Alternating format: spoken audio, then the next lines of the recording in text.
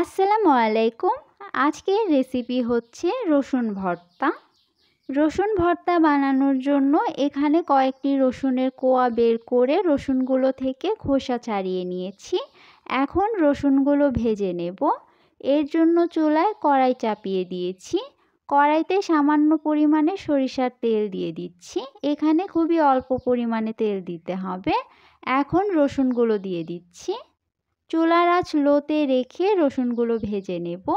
এই রসুনগুলো ততক্ষণ পর্যন্ত ভাজবো যতক্ষণ পর্যন্ত রসুনগুলোর ওপরে পোড়া পোড়া ভাব চলে না আসে আর রসুনগুলো সেদ্ধ না হয়। রসুনগুলো ভালো মতো সেদ্ধ করার জন্য ঢাকনা দিয়ে ঢেকে দিচ্ছি।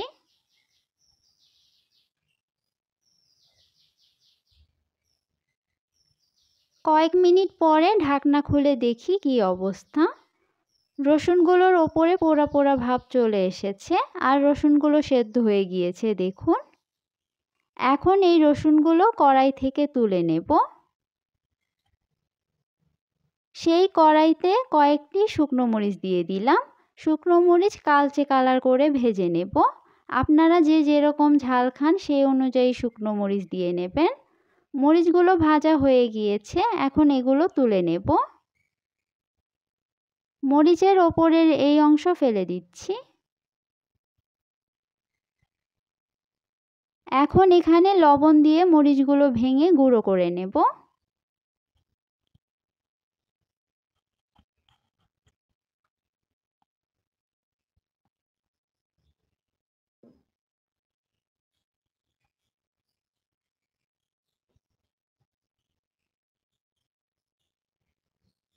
এখন এখানে ভেজে রাখা রসুনগুলো দিয়ে দিচ্ছি।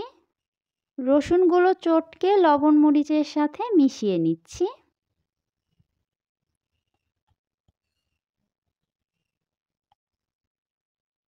এখন এগুলো ভেজে নেব।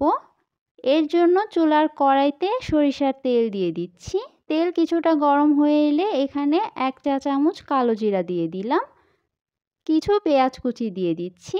পেঁয়াজ কুচি ব্রাউন কালার করে ভেজে নেব।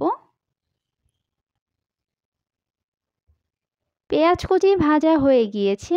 এখন এখানে লবণ মরিচ দিয়ে চটকে রাখা রসুনগুলো দিয়ে দিচ্ছি। এগুলো কিছুক্ষণ ভেজে নেব। রসুন ভর্তা এভাবে ভেজে নিলেই সবচেয়ে বেশি টেস্টি হয়। রসুন ভর্তা সার্ভ করার জন্য রেডি হয়ে গিয়েছে। এখন এগুলো চুলা থেকে নামিয়ে নেব। খুবই সহজ এবং স্বাস্থ্যকর একটি রেসিপি। আপনারাও একবার এভাবে ট্রাই করে দেখতে পারেন। আশা করি ভালো লাগবে। আজকের মতো আমি এখানেই বিদায় নিচ্ছি। আল্লাহ হাফেজ।